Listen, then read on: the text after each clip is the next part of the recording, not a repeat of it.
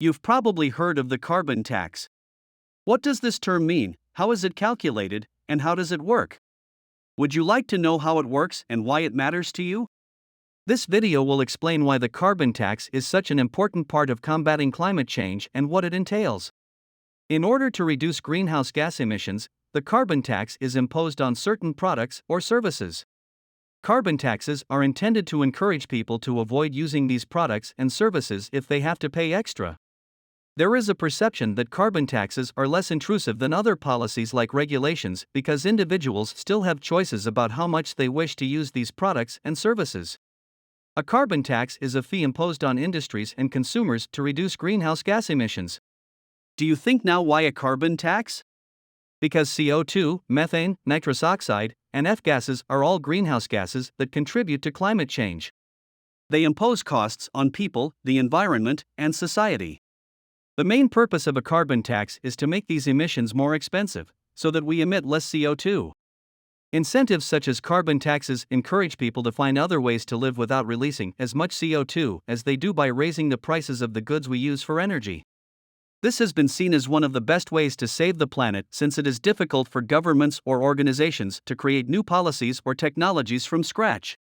This policy would suffer disproportionately from regressive effects if not considered how carbon tax revenue is allocated and how it affects the environment.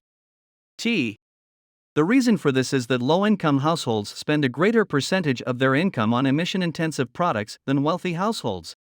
Reducing after-tax wages will result in reduced employment opportunities for all sectors as a result of the economic downturn. The good news is that there are ways to combat these negative impacts. Reducing emissions or creating new industries can create jobs for the previously unemployed. Governments could use some of the money raised through a carbon tax to directly compensate low-wage workers. Due to the vast range of people and goods taxed by a carbon tax, it generates substantial revenue. By using these revenues, taxes would be lowered, budget deficits would be reduced, programs or projects would be funded, or citizens would receive refunds on their income tax returns. Each type of taxation method has its benefits and drawbacks, making it difficult to determine which route would benefit everyone most. As part of their study of the effects of this policy proposal on fiscal decision-making, the Tax Foundation also examined how it could affect American households, for better or worse, by taking action on climate change. An increased tax code's progressivity significantly but also impacts employment and GDP negatively.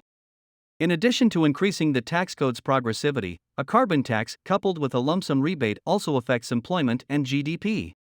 In order to maintain the current levels of progressiveness, progressive coding combined with tax cuts for both employees and businesses would lead to higher GDP growth rates. By imposing a carbon tax, emitters are charged a price for each ton of greenhouse gas emissions they produce. To avoid this charge, businesses and consumers switch fuels or adopt new technologies to reduce emissions. The carbon tax differs from cap-and-trade programs in that it provides some certainty about costs, but not necessarily about how much emissions will be reduced. A tax on greenhouse gas emissions can be applied in two ways: through an emissions tax, which is based on the volume produced, and through a tax on goods and services that are generally greenhouse gas intense. Our options and considerations for a federal carbon tax examines how to set a federal carbon tax in depth to make progress towards sustainability. Since 1998, Congress has introduced several carbon tax proposals, with 5 currently pending as of October 2021, including one from Senate Finance Committee Chairman Ron Wyden, Democrat, Oregon. World leaders tackle climate change. Climate change policies have been adopted by a number of countries, regions, and local governments around the world. As of 2021, 35 carbon tax programs have been implemented globally. A carbon tax was enacted by British Columbia in 2008, South Africa introduced its first national energy tax in April 2019, Boulder passed its own direct voter-approved carbon tax in 2006, and other municipalities may soon do the same. As carbon taxes become more widespread throughout the world, interest in them has gradually grown in America. In many cases, the debate revolves around what to do with the money once it has been imposed. The possibilities range from infrastructure projects to simply giving it back to everyone, perhaps through a dividend system. According to a 2017 estimate, such a measure would generate up to $2.2 trillion over 10 years if implemented between 2019 and 2028 at $49 per metric ton of CO2. So far this year, 5 new proposals have been introduced to put a price on carbon emissions. Moreover, many versions of the concept have tried unsuccessfully over recent years. However, these newest initiatives come at a crucial time when America needs to find revenue for tax reform and infrastructure investment, and experts understand the economic impact of such measures. They are facing a challenge they haven't faced before. How do they make this idea politically viable?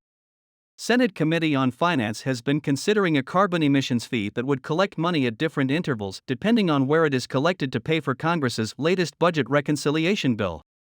When it starts out small and steadily grows, it will be easy to administer while still being significant enough to give us cleaner air, which equates to higher employment rates since fewer people will be living in polluted areas. This could make the United States more competitive than ever before when competing against countries that do not charge greenhouse gas fees at all. It is necessary for policymakers to consider a range of design choices when implementing a new carbon tax, such as what substances will be taxed will determine the scope of the proposed policy. For instance, the tax may be applied only to CO2 emissions from burning fossil fuels. The tax can take place anywhere throughout the supply chain for energy. It is easiest to administer this policy upstream in the system, coal suppliers, natural gas plants, which requires less labor than imposing it midstream, utilities, or downstream, end users.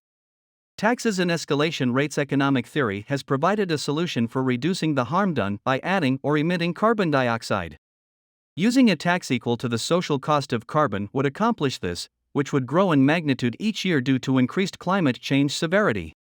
This may provide insight into how much money the government is losing because of this pollution. However, it will lead to instability since there is no guarantee on how long you have before someone decides they want out.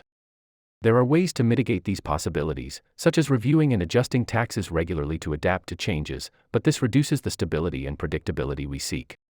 Families with low incomes tend to spend a greater percentage of their income on gas, which means a carbon tax could have an even greater impact on them. In order to offset the increased cost of fossil fuels, we can direct some of the income generated by this taxation to low-income families to reduce the burden on those who are already struggling.